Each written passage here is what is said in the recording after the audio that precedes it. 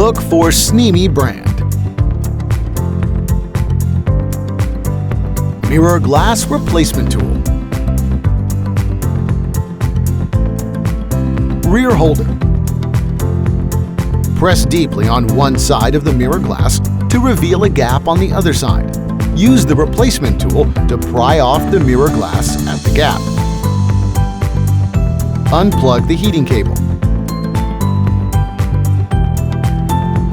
Take out the SNEME side mirror replacement glass. Install two rear holders.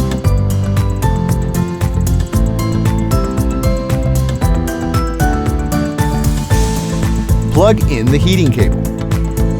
Align the jack and press firmly.